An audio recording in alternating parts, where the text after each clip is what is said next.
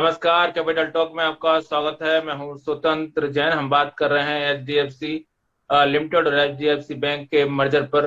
भारत के कॉर्पोरेट इतिहास में सबसे बड़ा मर्जर इसे माना जा रहा है और जो नई एंटिटी है, इसकी जो साइज है वो भारत की जो कंपनियां हैं उनमें दूसरे नंबर पर सबसे बड़ी मार्केट कैपिटलाइजेशन है। 14 लाख करोड़ की मार्केट कैपिटलाइजेशन इसकी हम देख रहे हैं। और इसमें जो खास बात यह है कि बैंक में की इंडस्ट्री में शायद ये सबसे बड़ा बैंक हो जाएगा, अगर मैं सही समझ रहा हूँ। हालांकि अभी इसमें काफी डिटेल्स आनी बाकी हैं। लेकिन सबसे जो महत्वपूर्ण बात रही कि जब दोनों मर्जर की सुबह घोषणा आई तो वो अचानक आई। पहले से किसी को अनुमान नहीं था। और दूसरी बात, उसके बाद शेयर बाजार जिस तेजी से भागा वो सबको हैरान करने वाला था। क्यों भागा शेयर बाजार? और उस दिन एफआईआई भी आए। एफआईआई इसकी वजह से आए, डीएफसी की वजह से आए, या एफआईआई क्योंकि आने की बजाय कोई दूसरी है, इस पर भी बात करेंगे। लेकिन सबसे बड़ी बात है कि एचडीएफसी बैंक और एचडीएफसी जो हमारा लिमिटेड, दो जो एंटिटी हैं वो मिलने के बाद अब इनका उद्देश्य क्या है, क्या इनकी क्यों इनकी मंशा क्या है मिलने के पीछे, क्या होगा इससे कस्टमर पर, क्या होगा इससे निवेशक को, और क्या मिलेगा इससे ओवरऑल भारत के उद्योग जगत को। इसी पे हम बात करेंगे। हमारे साथ इस चर्चा में है प्रोफेसर अमन अग्रवाल, निदेशक इंडियन इंस्टीट्यूट ऑफ फाइनेंस के। हमारे साथ हैं मनोज अग्रवाल जी। मनोज अग्रवाल जी बैंक फ्रंटियर से जुड़ रहे हैं, उसके आप एमडी हैं। हमारे साथ हैं मुकेश जैन जी। मुकेश जैन जी जाने माने शेयर मार्केट एक्सपर्ट हैं, आप जयपुर से जुड़ रहे हैं। साथ साथ सुनील पचासी जी मुंबई से जुड़ रहे हैं। आप भी प्रतिभूति विनियोग लिमिटेड से जुड़ रहे हैं, डायरेक्टर हैं वहां पर मुंबई से। हमारे साथ हैं दिनेश कुमार जैन जी। दिनेश कुमार जैन जी सीए हैं और बैंकिंग इंडस्ट्री में खासा दखल रखते हैं। लोन का आपका काफी बड़ा काम है। और हमारे साथ संदीप जैन जी भी जुड़ेंगे, जो कि शेयर मार्केट एक्सपर्ट हैं। साहब सभी लोगों का बहुत बहुत स्वागत है। प्रोफेसर अमन, सबसे पहले सर आपकी नजर में ये फाइनेंस इंडस्ट्री के लिए कितनी बड़ी खबर है, और सरप्राइज आपको पहले से इसका अंदाज था, या सरप्राइज आपके लिए भी सरप्राइज थी, संक्षेप में? नहीं, देखिए जी, ऐसा है। जो पहली बात तो जब आईसीआईसीआई का मर्जर हुआ था, आईसीआईसीआई बैंक का आईसीआईसीआई है, तब भी इस खबर को उछाल आईसीआई बैंक मिला। का? आईसीआईसीआई बैंक का जब आईसीआईसीआई के साथ मर्जर हुआ था, तब भी ये बात आई थी कि एचडीएफसी का भी होने की उम्मीद हो सकती है आगे जाके, कि एचडीएफसी का होगा, पर उस समय भी ये शांति पड़ गया था। अब जब ये दोबारा रिसेंटली जब नीति आयोग की जो मॉनेटरी उसका आया कि अमेलगमेशन किया जाए, मर्जर्स किया जाए, कंपनियों का किया जाए, उसमें बैंकों का भी किया गया। एसबीआई को उन्होंने ऑलरेडी मर्ज कर लिया था। तो उससे देखते हुए और ये चरण चला कि जो है एडमिनिस्ट्रेटिव कॉस्ट को थोड़ा कम करके जो रेप्लिकेटिव बिजनेसेस हैं उनको कम किया जाए, उससे एडमिनिस्ट्रेटिव कॉस्ट भी कम होगी, एफिशिएंसी भी बढ़ेगी और साइज भी बढ़ेगा। बिकॉज इसका साइज बढ़ने से ये होता है कि आपकी जो अंतरराष्ट्रीय मार्केट में, इंटरनेशनल मार्केट में जो रेटिंग एजेंसीज होती हैं उनको फिर बेटर रेट करना शुरू करती हैं, उनके ऊपर निर्धारित करना शुरू करती हैं। जैसे अब कहा जा रहा है कि टॉप 3 कंपनीज में ये एचडीएफसी आ जाएगा ये मर्जर के बाद। तो इसमें काफी सारा जो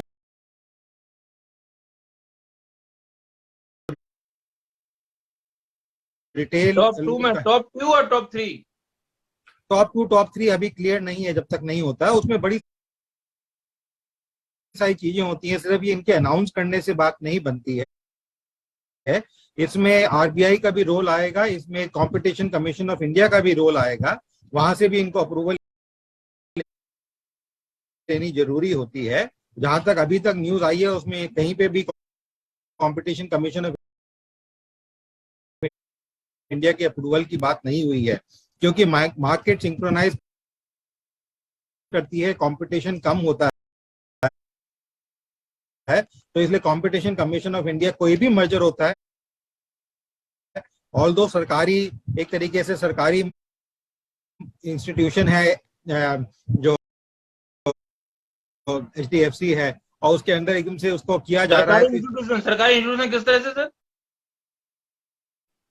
ऐसा है जी, जो मेजर होल्डिंग होती है किसी भी एजेंसी के अंदर, उससे डिफाइन होता है। जैसे हम LIC की बात कर रहे हैं कि इसको जो है लिक्विडेट किया जा रहा है, पर अभी भी होल्डिंग तो सरकार की रहेगी।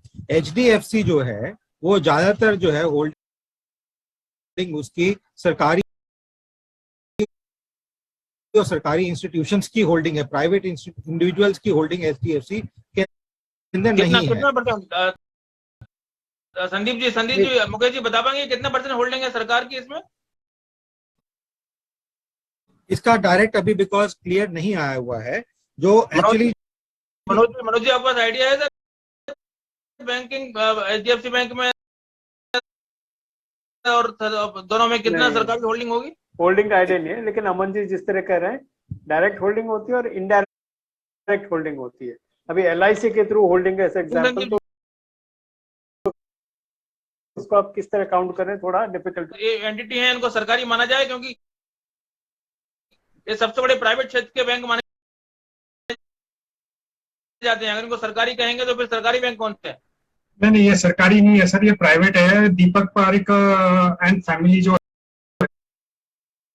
है, ये दे आर प्रमोटेड है अलोंग विथ अदर बैंक्स। कितना परसेंट होल्डिंग है सरकार की इसमें? सरकार की होल्डिंग है तो इनडायरेक्ट सरकारी होल्डिंग है, डायरेक्ट सरकारी होल्डिंग नहीं है इसके अंदर में। इनडायरेक्ट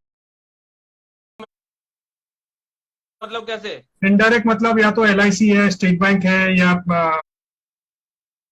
आपके जो बाकी के जो बैंक्स हैं उनकी होल्डिंग होगी, बट डायरेक्ट कंट्रोल GOI करके नहीं है इसके अंदर में, या प्रेसिडेंट ऑफ इंडिया जो है वो बोल के नहीं होगा इसके अंदर में।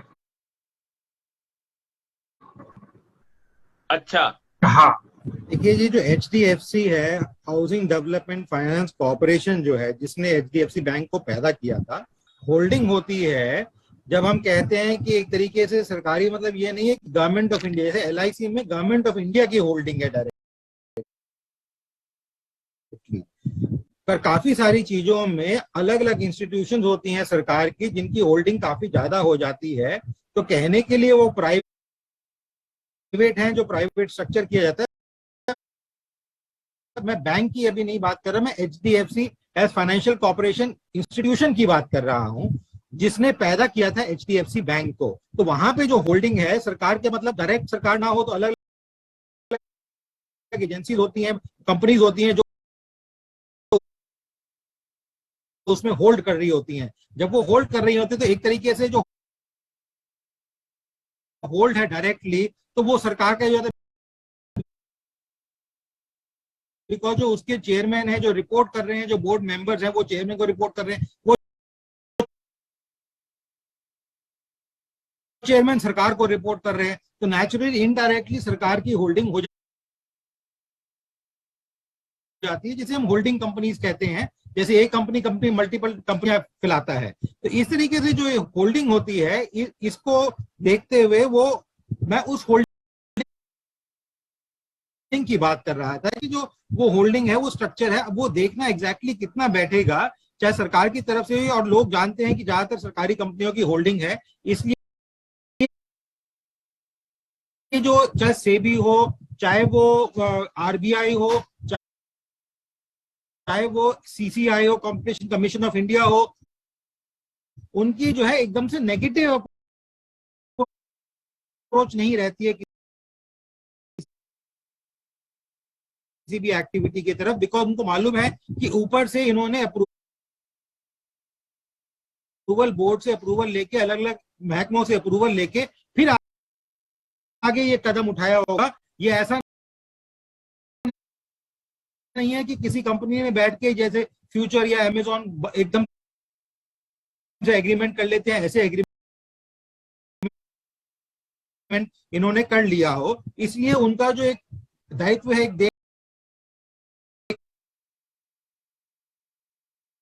देखने का तरीका है, वो काफी फर्क पड़ता है। बट इसमें क्योंकि इन सबकी अभी अप्रूवल जरूरत है, तो ये कहना कि मर्जर हो गया है, ये गलत है। जरूर बोर्ड ने अप्रूव कर दिया है, पर उसके अलावा बहुत सारे अभी अप्रूवल्स की जरूरत है। जब तक वो नहीं मिलते हैं अप्रूवल, तब तक ये मर्जर आगे प्रोसीड नहीं कर सकता। और कोई भी मर्जर होने के लिए, जैसे एसबीआई का भी मर्जर हुआ है, इंडियन बैंक का भी इलाहाबाद बैंक का मर्जर हुआ था, वो बैंकों के मर्जर होने के बाद भी आज भी 2-3 साल के बाद बड़ी सारी प्रॉब्लम्स हैं जो मर्जर के बाद आती हैं। जैसे मनोज जी कुछ समय पहले कह रहे थे, एक ह्यूमन रिसोर्स की प्रॉब्लम आती है, टेक्निकल प्रॉब्लम आती है। आज भी मैं अगर इंडियन बैंक में अपनी पासबुक लेके जाता हूं इलाहाबाद बैंक की ब्रांच में, तो वो ना वो अपडेट करते हैं, ना वो मेरे को कैश जमा कराने देते हैं। मतलब ये भी 1-1.5 साल हो गया, उसके बाद भी ये पोजीशन है। तो ये प्रॉब्लम, टेक्निकल डिफिकल्टीज आती हैं। और क्योंकि वो एक ऐसा विंग एचडीएफसी हैंडल कर रहा था जो सिर्फ रिटेल लोन्स और हाई एंड लोन्स दे रहा था, तो कंपटीशन उसी बिजनेस का सिर्फ आ रहा है। वो सेगमेंट एक कॉम्पिटिटिव सेगमेंट आ रहा है। बाकी जो बैंकिंग सेगमेंट है वो एचडीएफसी बैंक का इंडिपेंडेंटली चल रहा था, उसका कहीं पे भी पैरेलल एचडीएफसी मेन जो पेरेंट कंपनी है उसमें कहीं नहीं है। और ये जो मर्जर कहा जा रहा है, ये मर्जर है दोनों के बीच में, जैसे हो रहा है, जैसे आईसीआईसीआई हुआ था। और हम पहले देख चुके हैं कि किस तरीके से हम सक्सेसफुली इन चीजों को मर्ज कर चुके हैं। पहले फेल्ड बैंक्स को भी, एक चीज और मैं कहना चाहूंगा, आरबीआई ने एक समय पे फेल्ड जो बैंक्स होते थे, मनी लॉन्ड्रिंग की वजह से प्रॉब्लम आई, जैसे जीटीबी में आई, और कुछ जैसे बैंक पंजाब में, और एक और बैंक ऑफ पंजाब था, उसके साथ मिलाया गया, फिर दोबारा मिलाया गया। जब ये बैंक मिलाए गए तो ये आरबीआई के पास जो है स्ट्रक्चर है कि किस तरीके से मिलाया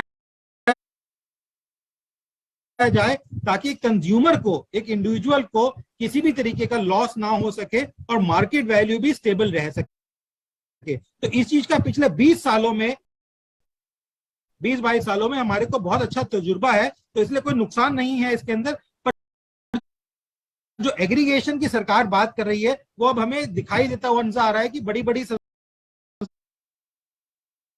में भी, एचडीएफसी जैसी संस्थाओं में होता हुआ नजर आ रहा है।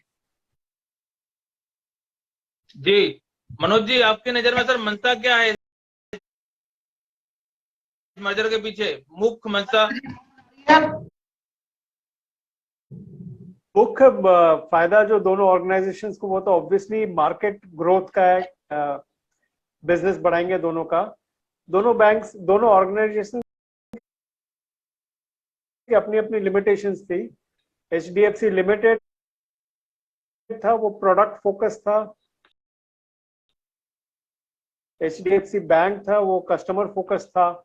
लेकिन अगर आप फाइनेंशियल सर्विसेज में देखें तो हाउसिंग लोन बहुत बड़ा महत्व रखता है। तो अब वो एक ही मार्केट के दो टुकड़े कर दिए थे, दो भाइयों में अलग अलग बांट दिया था। अब उन दोनों ने मिलके एक साथ हो गए हैं। ऑफकोर्स दीपक पारिक ने उसको पेरेंट सन का रिलेशनशिप बताया था। मैं भाई भाई की तरह एक्सप्लेन कर रहा हूं। अब दोनों भाइयों में जो अलग अलग बिजनेस चल रहा था, जो शेयरिंग नहीं हो रही थी, ह्यूमन कैपिटल की शेयरिंग नहीं हो रही थी, डेटा की शेयरिंग नहीं हो रही थी, टेक्नोलॉजी की शेयरिंग नहीं हो रही थी। और ये तीनों जो है किसी भी ऑर्गेनाइजेशन, किसी भी फाइनेंशियल ऑर्गेनाइजेशन के लिए बहुत बड़ी कॉस्ट है, बहुत बड़ी कॉस्ट। समझ में आ रही है, आवाज आ रही है? आ रही है। हाँ, हो गया योगेश, हो गया। ठीक। तो ये कॉस्ट रिडक्शन हो जाएगा दोनों ऑर्गेनाइजेशंस का मिलके, और उनकी जो ताकत मिल जाएगी साथ में होके, उसका ऑर्गेनाइजेशंस को बहुत फायदा होगा। और नहीं, जैसे ऑर्गेनाइजेशन को फायदा होगा, लेकिन आम आदमी को फायदा होगा, जनता को फायदा होगा, सरकार को फायदा होगा, उद्योग जगत को फायदा होगा कि नहीं होगा? सभी को फायदा है, सभी को फायदा है, देश को फायदा होगा। सबसे पहले मैं कहता हूँ देश को फायदा होगा। जैसे अमन जी कह रहे थे कि हमारे फाइनेंशियल ऑर्गेनाइजेशंस अभी भी दुनिया में छोटे छोटे हैं। दुनिया में एसबीआई को मर्ज करके गवर्नमेंट ने एक बड़ा फाइनेंशियल ऑर्गेनाइजेशन बनाया। ऐसी इंडिया में फाइनेंशियल पावर की जरूरत है। तो क्या जिस तरह से हम लोग देखते हैं कि जब दो बैंक मर्ज होते हैं तो उनके जो कर्मचारी होते हैं सड़क पे आ जाते हैं और विरोध करते हैं, यहाँ भी विरोध का देखने को मिलेगा कि हमारी जो ना मर्ज करने से हमारी नौकरी जा रही है, या मर्ज करने से जनता के हित प्रभावित होंगे, ऐसा कुछ देखने को मिलेगा क्या? अगर आप मेरे से पूछ रहे हैं तो नौकरी उन मर्जर्स में जाती है जहां एक्सेस स्टाफ हो। अब एचडीएफसी बैंक और एचडीएफसी लिमिटेड में एक्सेस स्टाफ नहीं है, तो मर्जर के बाद किसी की भी नौकरी जाने का चांसेस बहुत कम है, ऑलमोस्ट जीरो। जी मुकेश जी, आपके अनुसार क्या मंशा है सर मर्जर की? तो मर्जर की मंशा तो एक तो मर्जर होने के बाद कैपिटलाइजेशन दोनों का बहुत बड़ा हो गया। तो दोनों में मेन तो मर्जर इसलिए किया है कि इसमें कॉस्ट ऑफ इक्विटी है। हाउसिंग के पास तो पैसा बाजार से बॉन्ड इश्यू करके लेके आते हैं, एफडी से वो कलेक्ट करती है, तो एफडी की रेट उनकी ऊंची होती है। इससे एचडीएफसी बैंक में मर्जर होने के बाद उनकी कॉस्ट ऑफ फंड में कमी आएगी। सबसे बड़ा जो मेन मुद्दा है उसमें कॉस्ट ऑफ फंड में बहुत कमी आएगी। तो आपका मतलब बैंक का साइज बहुत बड़ा हो जाएगा। जो होम लोन देते हैं वो कम रेट पे देंगे अब? रेट पे तक वो जो बाजार में कंपटीशन चलता है, जो रेट रहेगी वही रहेगी उसमें तो, लेकिन बैंक की कॉस्ट कम हो जाएगी। एचडीएफसी की बैंक की कॉस्ट कम हो जाएगी तो वो नहीं चाहेगी कि कम कर दे और ज्यादा ग्राहक लेके आए, नहीं चाहेगी फिर वो तो मार्केट की सिचुएशन के ऊपर है, मार्केट में क्या सिचुएशन रहती है। ओके जी, संदीप जी आप क्या कहेंगे सर? नहीं, ये फैंटास्टिक स्टेप है। इनफैक्ट ये वर्ल्ड क्लास कंपनी बनेगी और एक इतनी बड़ी मार्केट के, आप जैसे भी मुकेश जी ने, कॉस्ट ऑफ फंड्स का एक ऑपरेशनल लिवरेज मिलेगा, क्रॉस सेलिंग बेनिफिट्स मिलेंगे, फिर प्रायोरिटी सेक्टर लैंडिंग वाला बेनिफिट मिलेगा। और मुझे ऐसा लगता है पिछले सालों से कर ही रहे थे, बट बिल्कुल सही है। अमन जी अभी बोल रहे थे और मैं अभी मनोज जी को भी सुन रहा था, तो कहीं ना कहीं देखिए समय तो लगेगा, 1 से 1.5 साल, 1.5 से 2 साल भी लग सकते हैं। कंपटीशन कमीशन हालांकि अभी तो पिक्चर में कहीं भी नहीं आ रहा, बिकॉज एक एचडीएफसी जिस पेडिग्री की कंपनी है, तो ये देखिए ये इसकी क्रेडिबिलिटी कई बार क्या होता है, सोवरेन क्रेडिबिलिटी की जितनी है, एचडीएफसी के ऊपर कोई भी तरीके से कोई भी जना इंडिया में अंगुली नहीं उठा सकता है। तो एचडीएफसी लिमिटेड और एचडीएफसी बैंक का जब ये हुआ तो इतना बड़ा मार्केट ने थम्सअप दिया। और पिछले 3-4 दिनों से हालांकि इनके देखिए एफआईआईज ऑनर्स है इस कंपनी के। आप गवर्नमेंट के स्टेक पूछ रहे हो तो एचडीएफसी लिमिटेड को मैं चेक किया तो 0.16 है, बाकी सेमी गवर्नमेंट इंस्टीट्यूशंस के थ्रू इनके पास स्टेक्स है। तो ये एफआईआईज है दोनों। अब ये भी एक प्रॉब्लम आती है कि दोनों में एफआईआईज की लिमिट जब फुल हो जाती है तो नए एफआईआईज एंट्री नहीं ले पाते हैं, तो कहीं ना कहीं वो भी एक बेनिफिट मिलेगा। सो let's see how it goes like. But मुझे लगता है कि कहीं ना कहीं इसमें दिखने में तो जब मार्केट रिएक्ट किया था तो एचडीएफसी लिमिटेड को ज्यादा रेस्पॉन्स मिला था और ज्यादा उसके फेवर में दिख रहा था। बट दो कंपनीज को मर्ज करेंगे, फिर एचडीएफसी लिमिटेड आएगी, इसके अंदर मर्ज होगी, और कहीं ना कहीं जो एचडीएफसी लिमिटेड में जो वैल्यू अनलॉकिंग वाली जो अपॉर्चुनिटी थी, मुझे ऐसा लगता है कि उसको पहले करते हैं। जैसे कि 3-4 आईपीओ आने वाले हैं, एचडीएफसी अर्गो की भी स्टेक है, एचडीएफसी फाइनेंशियल की भी स्टेक है, और बहुत सारी कंपनियां हैं, एचडीएफसी सिक्योरिटीज है। इन सबको इसमें मर्ज करके कहीं ना कहीं उन लोगों का जो वैल्यू अनलॉकिंग का जो बेनिफिट है वो कम हो रहा है, और इसमें एचडीएफसी बैंक बहुत बड़ा बेनिफिशियरी है। एचडीएफसी लिमिटेड को सर्टेनली कॉस्ट ऑफ फंड्स का बेनिफिट मिलेगा, बट ऐसा नहीं है कि इनके कॉम्पिटिटिवनेस अभी भी कम है। और आप जब मुकेश जी से पूछे तो मुकेश जी ने बहुत सही कहा कि देखिए यहाँ कॉस्ट ऑफ फंड्स जरूर से कम होंगे इनके, बट मार्केट में तो मार्केट के हिसाब से गवर्न करेंगे प्राइजेस को, जब वो लेंडर्स को, बोरोवर्स को देंगे, तो कहीं ना कहीं मुझे ऐसा लगता है कि सिनर्जिस्टिक बेनिफिट मिलेगा। और एचडीएफसी बैंक के लिए बहुत बड़ी चीज है, पास में भी आईसीआईसीआई बैंक और जी सुनील जी, अमन जी कह रहे थे कि ये गवर्नमेंट इंस्टीट्यूशन है यहाँ पर, लेकिन हम संदीप जी बोल रहे हैं एफआई मतलब विदेशी इंस्टीट्यूशन हो गई। मैंने वो डेटा चेक किया है, HDFC लिमिटेड जो है उसके अंदर में promoter holding is 0, 70% is FII holding, balance is domestic holding and retail investors. HDFC bank के अंदर में there is promoter holding of 25%। उसके अंदर में अगर आप जाएंगे तो you will find LIC holding around 4% out of that. तो प्रमोटर होल्डिंग दैट इज वो मैनेज हुआ है एज पर दी RBI नॉर्म्स की 25% है। सो उस हिसाब से HDFC बैंक के अंदर में वो होल्डिंग है, सॉरी HDFC बैंक के अंदर में जो होल्डिंग है that is all of HDFC limited and HDFC के जो बाकी की जो होल्डिंग कंपनीज है उनकी होल्डिंग है उसके अंदर में। अब ये दोनों मर्जर के अंदर में क्या होगा कि ये जो ट्रेजरी स्टॉक है HDFC का, जो ट्रेजरी स्टॉक HDFC बैंक के अंदर में है वो एक्सटिंग्विश हो जाएंगे।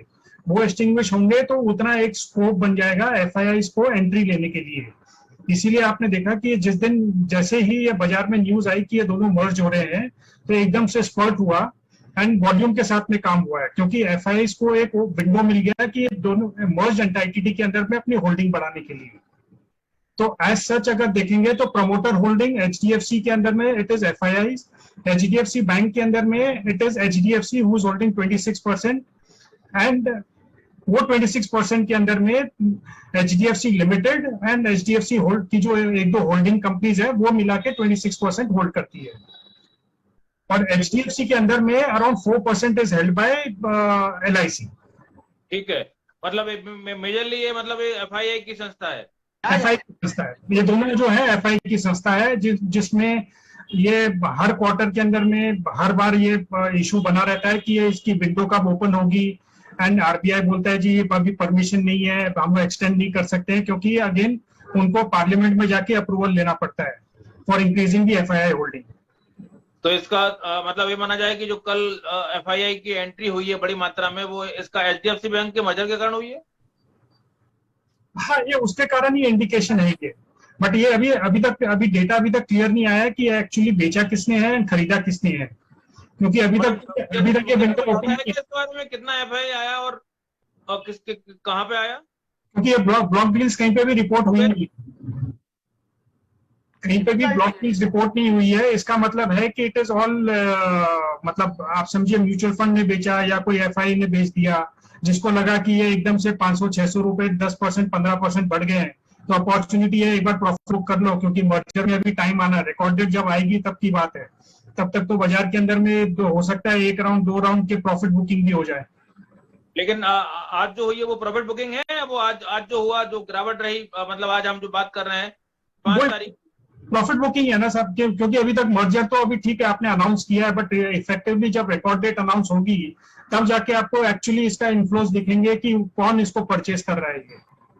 तब तक तो it is going to be a trading platform हो जाएगा ये, जहां अपॉर्चुनिटी मिली थी आर्बिट्रेज करने वाले जो है वो आर्बिट्रेज करके बैठ जाएंगे इसके अंदर में।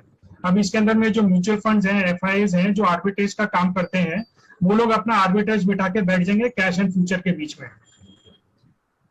जी दिनेश जी, इसके बाद आम उपभोक्ता के लिए या जो लोन लेने वाला आदमी है या बैंक में डील करने वाले उपभोक्ता हैं, ग्राहक हैं, उनको क्या फायदा होगा? सर इसका इम्पैक्ट, 2 बड़े इम्पैक्ट होने वाले हैं सर। अब तक क्या था कि जो HDFC लिमिटेड थी वो सिर्फ होम लोन दे रही थी और HDFC बैंक बाकी सारे लोन दे रहा था। अब HDFC बैंक की ब्रांचेज आप देखिए कितना बड़ा इनका फैलाव है, पूरे देश के अंदर इनका फैलाव हो चुका है। तो उसके बाद जब ये होम लोन बांटने चालू करेंगे तो बहुत बड़ा स्टेक ऑलरेडी HDFC लिमिटेड के पास में है, लेकिन जब HDFC बैंक उसको वर्किंग चालू करेगा तो बहुत बड़ा मार्केट कैप्चर करेंगे। इसके अलावा क्या सर, HDFC कितना समय लगेगा इसमें? सर वो तो मर्जर के बाद चालू होगा, जब भी मर्जर की कार्रवाई पूरी होगी। जो सब बोल रहे हैं मर्जर में टाइम लगेगा, मर्जर के बाद ही जब इनका मर्जर ऑफिशियली बुक हो जाएगा सेबी के अंदर तभी काम चालू होगा ये। और एक बड़ा रीजन इनके पास और आएगा सर, अभी क्या हो रहा है HDFC बैंक ने जो अनसिक्योर्ड लोन बांटे हुए हैं उनका भी बहुत बड़ा पोर्शन है। जब ये मर्ज हो जाएगा तो ये परसेंटेज जो है वो ऑटोमेटिकली कम हो जाएगा। HDFC बैंक के ऊपर जो वजन आ रहा है ना अभी अनसिक्योर्ड लोन का, आप समझते होंगे PLBL जिनको बोलते हैं अपन, पर्सनल लोन और बिजनेस लोन, वो एक बहुत बड़ा हिस्सा बांटा हुआ है इन्होंने। तो अभी फिलहाल HDFC बैंक के ऊपर एक अच्छा खासा बोझ है। जब ये दोनों मिक्स हो जाएंगे तो जो टोटल पोर्टफोलियो इनका आ जाएगा वो पोर्टफोलियो कम हो जाएगा। और सबसे बड़ा जो इम्पैक्ट होने वाला है सर, जिस तरह से HDFC लिमिटेड की मार्केट कैप्चरिंग बढ़ती जा रही है, दोनों मर्ज होना। आपने ये सेम चीज देखी होगी आईसीआईसी के ऊपर भी, जब राजस्थान बैंक ने मर्ज किया तो राजस्थान बैंक पूरे गांव में हर जगह फैला हुआ था। उस इंफ्रास्ट्रक्चर का जो बेस्ट यूज आईसीआईसी ने किया ना, वो कोई कर नहीं सकता।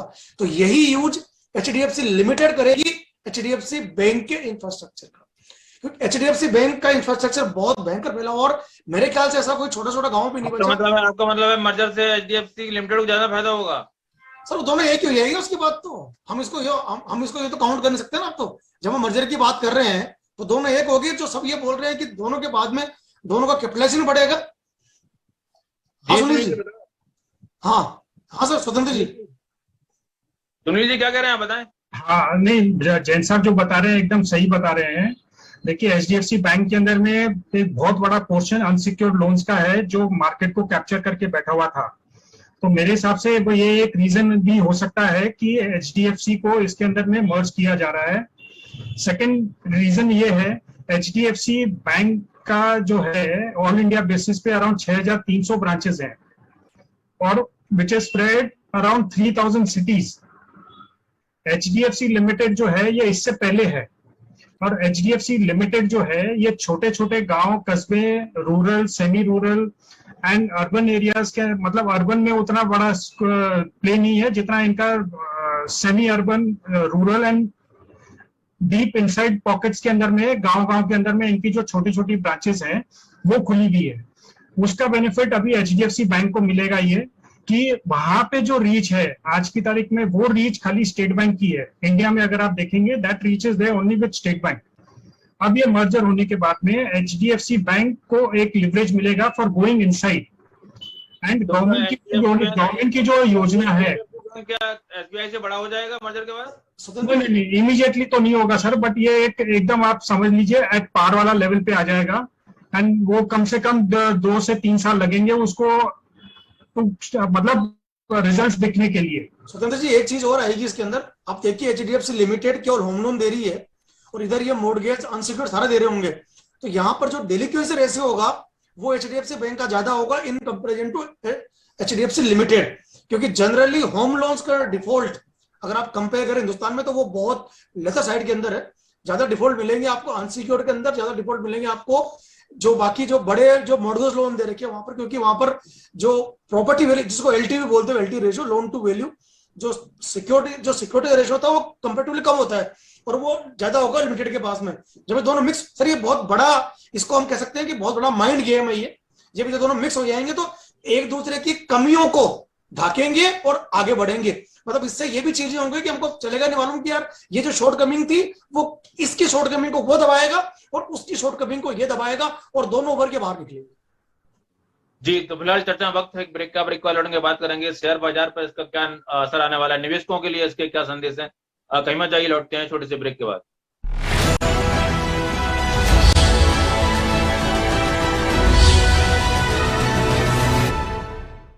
आजकल जमाना बहुत तेजी से बदल रहा है, पलक झपकी नहीं कि सब कुछ बदल जाता है, इसलिए हर चीज की नॉलेज होना बहुत जरूरी है। 10-20 साल आगे देखने की जरूरत है।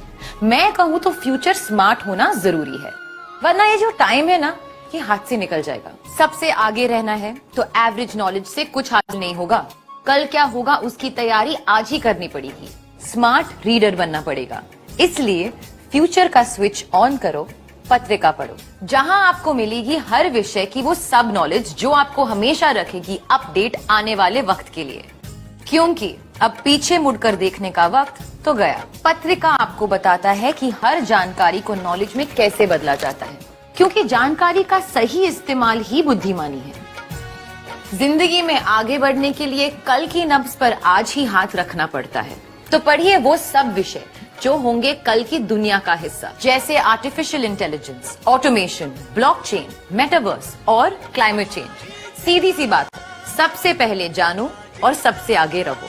पत्रिका group, a 360-degree media house with a progressive mindset.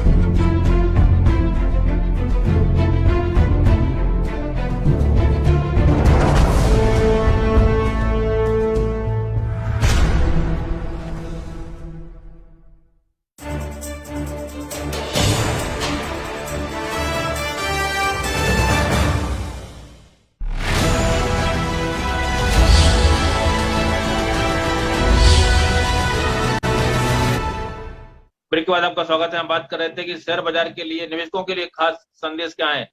Mukesh ji, ये माना जाए कि बाजार में तेजी लौट आई है इसके बाद, जिस तरह से तेजी रही है, हालांकि आज 5 तारीख को इसमें मुनाफा वसूली देखी हमने, तो आगे माना जा रहा था कि शेयर बाजार शायद अब 17,000 18,000 के बीच में रहेगा, 18,000 से ऊपर जाने लगा है। तो अर्थव्यवस्था में लगातार सुधार हो रहा है, चाहे जीएसटी कलेक्शन हो, इनकम टैक्स का कलेक्शन हो और कंपनियों के तिमाही कार्य परिणाम, इन सबों में इस बात की पुष्टि करते हैं कि अर्थव्यवस्था सुधर रही है।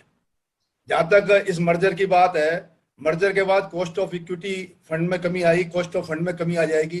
दूसरा, कंपनी के मार्जिन बढ़ जाएंगे। दोनों का सिनर्जी बिजनेस होने की वजह से कंपटीशन कम होगा और एचडीएफसी की साइज भी बड़ी हो जाएगी। जो बैंक के दोनों के मर्जर होने के बाद, आप एसबीआई के कैपिटलाइजेशन के मार्केट कैप के लिए पूछ रहे थे, एसबीआई का मार्केट कैप 4,57,000 करोड़ का है, जबकि इन दोनों का मर्जर होने के बाद इन दोनों का मर्जर का कैप हो जाएगा 14 लाख करोड़ का। एसबीआई कितना? 14 लाख करोड़ का। और एसबीआई 4,57,000 करोड़। सिर्फ 4 लाख? 4,57,000 करोड़। अच्छा जी। और रिलायंस का मार्केट कैप है 13,80,000 करोड़ जी। और रिलायंस का 18 लाख करोड़ और टीसीएस का 13,80,000 हाँ, इसका 13,80,000 करोड़ हो जाएगा। तो मार्केट कैप के हिसाब से बहुत बड़ी कंपनी हो जाएगी। और ये पहला ऐसा मर्जर है सर के स्वतंत्र जी के, इसमें मर्जर के बाद जनरली क्या होता है कि एक कंपनी का शेयर टूटता है, मर्ज होती है जो, और दूसरी का बढ़ता है। इसमें ऐसा मर्जर किया है इसने कि दोनों कंपनियों के शेयर ही, कल जो ही मर्जर की खबर आई 10% दोनों कंपनियों के शेयरों में तेजी दी गई। ये अपने आप में पहले मतलब इस तरह का बहुत कम इंस्टेंस होता है कि दोनों मर्जर वाली कंपनियों में तेजी आई हो। और एफआईज की लिमिट की जहां तक बात है, एफआईज की लिमिट करीब इसमें 7% और बढ़ जाएगी। अभी एफआईज इसमें कोई बाइंग नहीं कर सकते, मर्जर के बाद इसमें 7% लिमिट एफआईज की खरीद के लिए और बढ़ जाएगी। इसके अलावा एचडीएफसी बैंक का, इसमें क्या नाम है, एमएसडीआई, वो मॉर्गन स्टैनले का जो इंडेक्स है ना, उसमें शामिल हो जाएगा मर्जर के बाद। अभी वो मर्जर में शामिल नहीं है, एमएससीआई इंडेक्स में वो शामिल हो जाएगा। इसमें क्या फर्क पड़ रहा है? तो उससे सर मार्केट कैपिटलाइजेशन बढ़ेगा, विदेशी निवेश और ज्यादा आएगा। कई फॉरेन फंड तो इसलिए पैसे लगाते हैं कि एमएससीआई इंडेक्स में कौन सा शेयर है कौन सा नहीं है, वो सब ये देखने के बाद ही पैसा लगाते हैं। तो उसमें आने के बाद ये और इसमें प्रायोरिटी बढ़ जाएगी इसमें पैसा लगाने के लिए। बैंक का मार्जिन भी बढ़ जाएगा। 4 तारीख को एफआई कितना एफआई निवेश था और 4 तारीख को कितना डीआई निवेश था, और उसके बाद 5 तारीख को कुछ डिटेल है क्या हमारे पास मुकेश जी?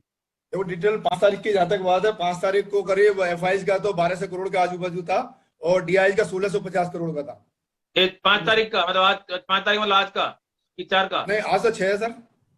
अच्छा ठीक 6 का। हाँ, और आज है 374 करोड़ एफआईज की बाइंग है और डीआई की 125 करोड़ के आसपास बाइंग है।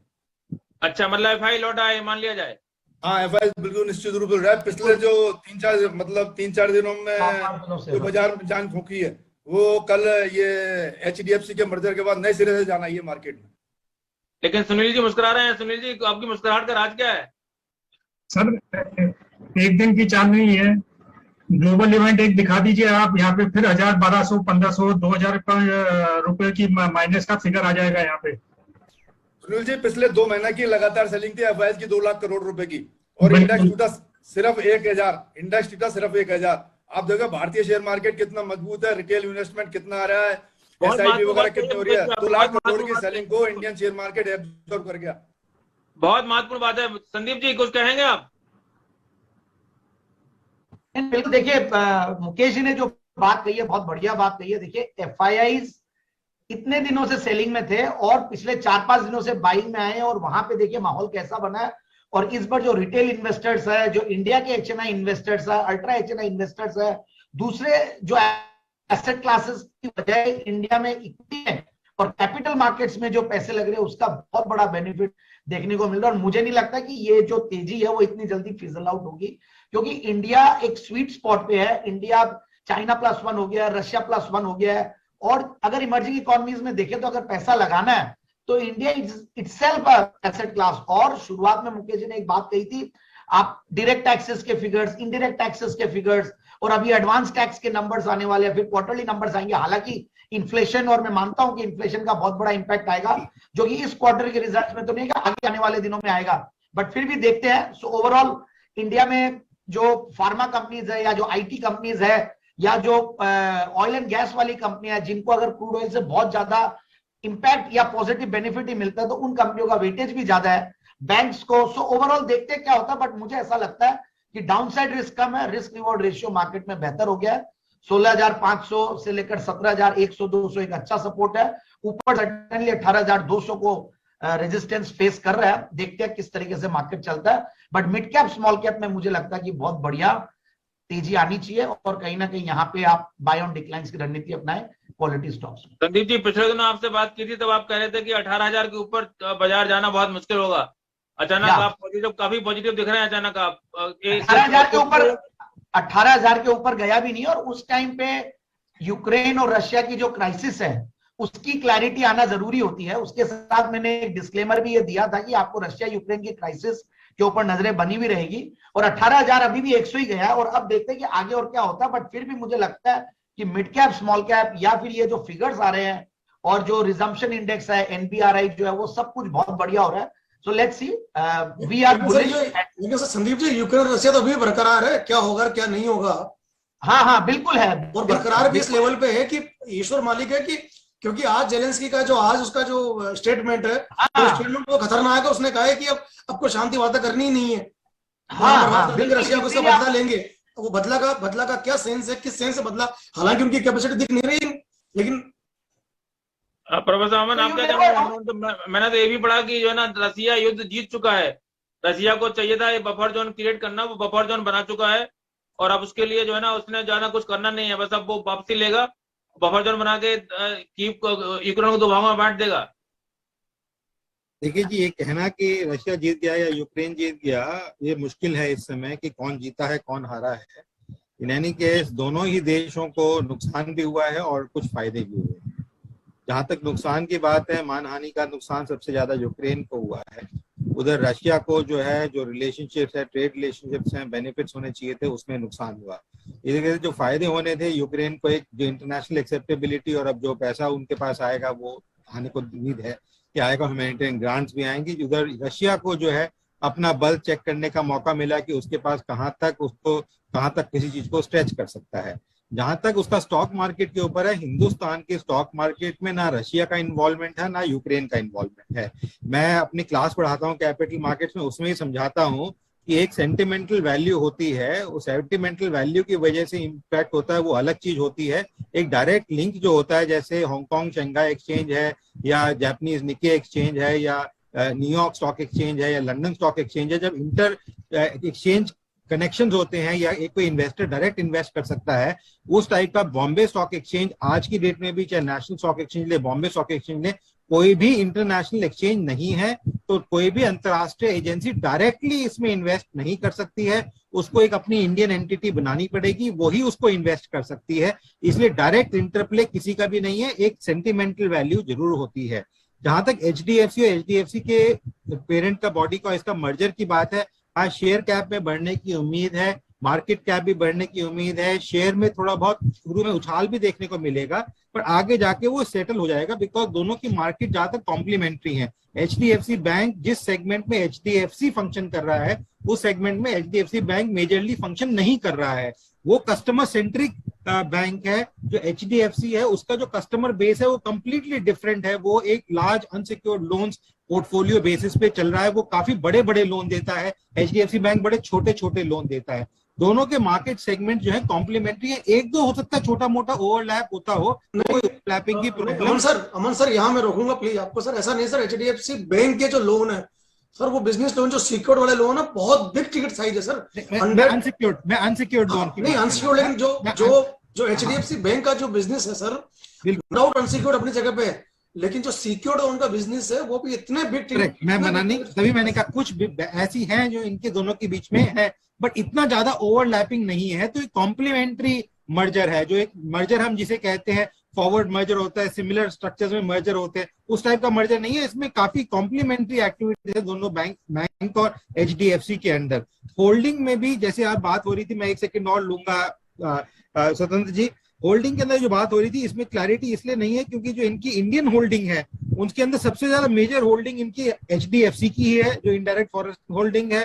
फिर एचडीएफसी इन्वेस्टमेंट लिमिटेड, वो भी एचडीएफसी की एक विंग है। उसकी है, और HDFC होल्डिंग लिमिटेड वो भी HDFC की विंग है, उनकी है। तो इसीलिए मैं कह रहा था जब हम फॉरेन इंस्टीट्यूशन इन्वेस्टर्स की बात करते हैं या फाइनेंशियल इंस्टीट्यूशन इन्वेस्टर्स की बात करते हैं, वो लार्ज इंस्टीट्यूशन इन्वेस्टर्स हो जाते हैं। तो इसलिए जो इनडायरेक्ट होल्डिंग की वजह से ये देखना बड़ा डिफिकल्ट हो जाता है कि ये प्योर गवर्नमेंट होल्डिंग है, प्योर प्राइवेट होल्डिंग है या प्योर किसकी है, ये देखना बड़ा कठिन हो जाता है जब तक हमारे पास सारे डॉक्यूमेंट और सारी इंफॉर्मेशन जो पब्लिक डॉक्यूमेंट सोर्सेज होते हैं वहां से नहीं मिल पाती है, सिर्फ इनके अपने डॉक्यूमेंट्स में होती है।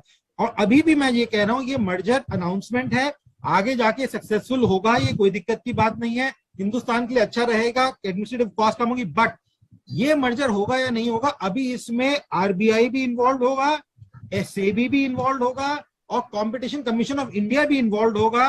किस स्टेज पे होगा वो इन दोनों एजेंसीज को देखना है। अगर ये चाहती हैं इमीडिएटली मर्जर करना तो इन तीनों एजेंसीज के पास इनको इन्वॉल्व करना पड़ेगा, बिकॉज इनके शेयर होल्डिंग है जो पब्लिकली हेल्ड है ये, तो सेबी को भी अप्रूवल लेना जरूरी है। ऐसा नहीं कि अपने मन किया आपने कल बैठ के अपना घर मिला लिया और कह दिया हम तो एक भाई बहन हो गए या माँ बाप हो गए या बच्चे हो गए, ऐसे नहीं कर सकते हैं। ये फाइनेंशियल इंस्टीट्यूशन है, रूल्स एंड रेगुलेशंस के अंदर इनको चलना है और दोनों ही बहुत अच्छी इंस्टीट्यूशंस हैं, रूल्स एंड रेगुलेशंस को मापदंड पे रखते हुए काम करती आई हैं। तो इन्होंने अपना होमवर्क पहले कर रखा होगा, पर इसकी अभी अनाउंसमेंट नहीं आई है और जिस तरीके से सिक्रेटिव रखा गया है तो आप सोच सकते हैं कि किस तरीके से इन्होंने इतने समय में काम किया है ताकि इनकी मार्केट वैल्यू एक झटके में बढ़े और वो उसको चोट ना पहुंचे। बिकॉज क्या होता है जब थोड़ा थोड़ा करके न्यूज आती है तो बड़ी सारी अटकलें भी आती हैं, वो नेगेटिव पुल करती हैं, वो नेगेटिव पुलिंग अब इस समय देखने को हमें नहीं मिलेगी। मनोज जी, आपके अनुसार क्या फायदा होने वाला है सर आम जनता को और शेयर निवेशकों को? आम जनता को फायदा ये होगा कि उनको फाइनेंशियल सर्विसेज, आम जनता को सिर्फ होम लोन नहीं चाहिए, सिर्फ क्रेडिट कार्ड नहीं चाहिए, आम जनता को वैरायटी ऑफ फाइनेंशियल सर्विसेज चाहिए। और इस मर्जर से बहुत दोनों एक आर्टिफिशियली डिवाइडेड जोड़ी थी, इनको नेचुरली साथ होना चाहिए था। जब एक कस्टमर के माइंड में कंफ्यूजन होता है HDFC मतलब क्या है, HDFC मतलब बैंक या म्यूचुअल फंड या होम लोन कंपनी, तो एक ब्रांड एक नाम में तीन तीन लोग होना कंफ्यूजन होता है। धीरूभाई अंबानी थे तब तक रिलायंस अंबानी सब कॉमन था, अब अनिल अंबानी मुकेश अंबानी अलग है तो कंफ्यूजन हुआ था। तो ये नेचुरल था कि एक ही ब्रांड होना चाहिए था और इसी से कस्टमर्स को तो डेफिनेटली फायदा है, उनको variety of financial services under one umbrella. आजकल आप देखेंगे थोड़ा टेक्निकल जा रहा हूँ, सुपर एप्स का जमाना आ रहा है। सुपर ऐप जैसे SBI का योनो है या अमेजोन है, ये आपको एक ही छत में बहुत सारी चीजें मिल जाती है, आपको अलग अलग जगह जाने की जरूरत नहीं। तो इंडिया में जो मॉल्स का कल्चर बढ़ रहा है उसका भी यही कारण है। तो आप ये समझिए फाइनेंशियल मॉल बन रहा है, कस्टमर को फाइनेंशियल मॉल का बेनिफिट मिलेगा। तो इसमें मतलब फाइनेंशियल मॉल तो ज्यादा लोन मिलेगा या सस्ता लोन मिलेगा? सबसे बड़ी बात क्वांटिटी नहीं, सर्विस क्वालिटी। हमारे इंडिया में हम अभी तक काफी चीज, हर चीज पे कार का देखते हैं तो कितना माइलेज देती है, इस तरह से देख रहे हैं, लेकिन जो कस्टमर को आजकल क्वांटिटी से ज्यादा क्वालिटी चाहिए। एजुकेशन चाहिए तो IIT IIM चाहिए, डॉक्टर मेडिकल चाहिए तो एम्स में चाहिए, टीवी चाहिए तो वो कितना 36 इंच वाला या 48 इंच वाला और सो मच रेजोल्यूशन वाला चाहिए। तो क्वालिटी बढ़ेगी। स्वतंत्र जी, इसमें एक चीज मैं कहना चाहूंगा, सस्ते की तरफ ना जाएं, बिकॉज HDFC जो है, चाहे वो HDFC रहा हो या HDFC बैंक रहा हो, अगर आप HDFC के जो प्रोडक्ट्स एंड सर्विसेज देखें वो आप बिल्कुल SBI की तरह कंपेयर कर सकते हैं। उनके अगर आप अकाउंट्स पे, डिपॉजिट्स पे, फिक्स डिपॉजिट्स के ऊपर रेट्स देखें या जो होम लोन देते हैं वो उसके भी रेट्स देखें, वो SBI से बिल्कुल मैच खाते हुए रेट्स हैं। मतलब कि जितने भी प्राइवेट बैंक हैं उनके रेट में फर्क होता है, जबकि HDFC के रेट्स में बहुत फर्क होता है। कुछ कह रहे हैं सर अमन जी सर आप HDFC लिमिटेड अगर आप कंपेयर करेंगे ना सर, HDFC बैंक की बात कर रहा हूँ मैं। तो सर आप नहीं सर, जो HDFC लिमिटेड ने जो काम किए है ना सर पुराने, मैं उसकी बुराई नहीं करना चाहूंगा सर, लेकिन ये बहुत बड़ा एक झोल रहा है सर, रेट बढ़ाने का, फिर चार्ज लेके वापस रेट कम करने का, फिर रेट बढ़ाने का, फिर चार्ज लेके, मतलब बदनाम है इसमें HDFC लिमिटेड सर। और इतनी बदनाम है, इससे ज्यादा दुनिया में, मतलब हिंदुस्तान में तो दूसरे को इंस्टीट्यूशन बदनाम नहीं है। डेली यही काम था उनका, अच्छा रेट बढ़ा दिया आपने, ये पेमेंट दो, रेट कम कर दो, 6 महीने बाद फिर आप वापस रेट बढ़ी मिलेगी आपको। जो टिपिकल NBFC होती है ना सर, वही टिपिकल NBFC थी लोन देते वक्त सबसे बढ़िया, क्योंकि वो अमाउंट और को लोन देगा ही नहीं। और एक बार आप लोन ले लो निकलना बहुत भारी है वहां से। जो इनके फोकलोज चार्जेज है, आज भी लोग दुखी है सर। 4% अगर है तो 4% ही है, वो किसी की बात को सुनते ही नहीं है। यहाँ पर तो सर यहाँ पर मैं करूंगा सर, यहाँ पर होम लोन में भी फोकलोज चार्ज है? नहीं, होम लोन में सर वो आजकल ये आ गया ना सर कि होम लोन में तो वैसे तो नहीं मिलता, फोकलोज चार्जेस आरबीआई ने बंद कर दिया। लेकिन जहां पर वो कहानी फिक्स रेट की है, या फिर वो जहां पर कहीं ना कहीं ये लोग टॉपअप में क्या करते हैं, क्योंकि वहां पर क्या कर दिया आरबीआई ने, एक स्पेसिफिक प्रोविजन नोट लाके दे दिया उसके अंदर, जैसा नोट फॉर बिजनेस पर्पज। अब ये क्या करते हैं, जब उसको देते हैं टॉपअप, टॉपअप के अंदर कस्टमर को मालूम होता ही नहीं है कि मैंने पर्पज क्या लिखा, उससे पूछा जाता है और वहां टिका दिया हल्का सा बिजनेस पर्पज, या कोई और कुछ और टिका दिया आपने वहां पर, तो वो फोकलोज चार्जेस की एम्बिट के अंदर आ गया। और अब तो बैंकिंग ओम्बुड्समैन भी कोई हेल्प नहीं करता सर, यदि उसने लगा दिया, क्योंकि वो क्या देखता है, कस्टमर जा रहा है, जाते हुए से क्या बना रिलेशन, और यही कस्टमर दोबारा वापस लौट के आएगा, क्योंकि दूसरा ऑप्शन है ही नहीं। जितना लोन ये देते हैं उतने दूसरे ऑप्शंस अवेलेबल है ही नहीं। पहले तो सर जिस तरह की प्रॉपर्टी में लोन दिए हुए, अब तो फिर भी बहुत रिस्ट्रिक्शन आ गई। पहले तो कोई सी प्रॉपर्टी हो, हर तरह की प्रॉपर्टी पे ऑलमोस्ट एचडीएफसी लोन देता था। तो सर एचडीएफसी लिमिटेड ने तो जो किया है ना, हाँ, दोनों के आने के बाद मैं मनोज जी की बात से बिल्कुल सहमत हूं यहाँ पर, कि एक फाइनेंशियल कार्टेल बन जाएगा, जहां पर आपको हर तरह की सर्विस, कुछ भी लो ना, कुछ भी, वो कुछ भी यहाँ पर मिलेगा, चाहे वो एजुकेशन लोन हो, चाहे ये हो, चाहे वो हो, मतलब जाने का ऑप्शन अब नहीं मिलेगा कि मेरे पास ये नहीं है, और ये कम रेट का भी, ये ज्यादा रेट का भी। और सबसे बड़ा बेनिफिट जो मैंने आपने कहा ना सर, वो सबसे बड़ा मिलने वाला है कि दोनों एक दूसरे की शॉर्ट कमिंग्स के ऊपर इतना अच्छा पर्दा डालेंगे कि आपको खबर भी नहीं लेगी और काम भी हो चुका होगा आपको। एक एग्जाम्पल दो। हाँ, क्रेडिट कार्ड एक ऐसा इंस्ट्रूमेंट है जो आप बहुत बुरी तरह यूज कर सकते हैं, आप बिल्कुल खत्म कर देगा, या फिर आप उसको संभाल के यूज करो तो उससे बेटर फाइनेंशियल इंस्ट्रूमेंट कोई नहीं। आप पेमेंट करो, no payment charges, no penalties, अगर आप टाइम पे कर दे रहे हो, और जहां आपने उसको ठीक से यूज नहीं किया, गए काम से। सर सुनो, ये डायबिटीज है सर, ये डायबिटीज है सर। आप मीठा खाते रहो, मीठा खाते रहो। अब आपने बोला ना बस मीठा खाते रहो, कम खाते रहो, अब ये संभव नहीं है, मीठा भी और कम भी। तो ये क्रेडिट कार्ड चीज वही है सर, कि क्रेडिट कार्ड को देखो क्या होता है सर, हम सामाजिक प्राणी सर, जन्म मरण प्रण 3 चीजें ऐसी है जिसको हम रोक नहीं सकते। इंसान के जीवन में एक बार तो ऐसा आएगा, उसका एक्सीडेंट हो गया, वो एक पेमेंट नहीं कर पाया, या कोई घर में शादी आ गई, एक पेमेंट नहीं कर पाया, या विदेश चला गया, एक पेमेंट नहीं कर पाया, या कोरोना आ गया, एक पेमेंट नहीं कर पाया। तो सर प्लीज मनोज सर, मैं हाथ जोड़ के निवेदन करूंगा, जो क्रेडिट कार्ड है ना, ये प्योरली वो डायबिटिक वाला मीठा है। वो थोड़ा खाओ या ज्यादा खाओ, वो डायबिटिक होनी तो है, यदि आपने लगातार खाया तो।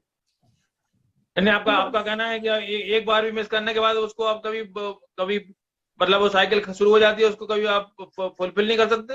सर वो छूटना मुश्किल है सर, वो स्वाद ही ऐसा है सर कि वो 52 दिन लगता है कि 52 दिन का फ्री है। आपने एक बार लिया वो 52 दिन, तो आपका 24 घंटे दिमाग उसमें घूमता है वो 52 दिन मैनेज करने में, और फिर इस क्रेडिट कार्ड से उस क्रेडिट कार्ड में, उस क्रेडिट कार्ड से उस क्रेडिट कार्ड में, और एक बार आप चूके नहीं और फिर आप गए, फिर वो जो साइकिल फंसती है ना। क्योंकि सर क्या होता है आजकल सर, एक चीज आपने और फील करी होगी, नो डाउट कैश गया और सब कुछ क्रेडिट कार्ड पे आ गया, या सब कुछ डेबिट कार्ड पे आ गया, सब कुछ पेटीएम के ऊपर आ गया। तो सर आप कंपेरेटिव चेक करना सर। पहले क्या होता था कि आदमी मॉल में गया या दुकान पे गया, तो पहले वो जेब में हाथ डालता था, मेरे पास जेब में नोट है कि नहीं है, और जेब में नोट नहीं हुए तो वो कहीं ना कहीं कुछ कम करके बाहर निकल के आता था। अब आजकल कहानी नोट की है नहीं, कार्ड की कहानी है, स्वेप किया और हो गया, स्वेप किया और वो हो गया। तो उस स्वेपिंग को सर जो निभाना है ना, आप देखिए हिंदुस्तान जिंदा क्यों था और फॉरेन में तकलीफ क्यों थी, क्योंकि फॉरेन में सब कुछ, वहां पर सारी कहानी क्रेडिट कार्ड के पीछे है। जरा सी आपकी कमाई ऊपर नीचे हुई और कोरोना ने सर बर्बाद भी किया है लोगों को, और कोरोना लोगों को आबाद भी किया है सर। नहीं, मैं आपसे पूछ रहा हूँ कि एचडीएफसी बैंक से आपने क्रेडिट कार्ड लिया है, हालांकि चर्चा ऐसे जुड़ी हुई नहीं है, क्रेडिट कार्ड आपको मान लीजिए एक आपने किस्त छोड़ दी, तो क्या उसकी आप अगली जो किस्त आएगी उसमें भरपाई नहीं कर पाएंगे? सर वो सब जगह सर भरपाई तो हो जाएगी सर, उसको इंटरेस्ट लगता है 36% to 48%, 3 रुपए से 4 रुपए सैकड़ा पर मंथ। हाँ ठीक है। पेनल्टी भारी होती है सर उसकी, जो नॉन पेमेंट की पेनल्टी है, ये बात सही है, भारी होती है वो तो सर देखो, अगर आपने पेमेंट कर दिया फिर तो कोई इशू है ही नहीं ना सर।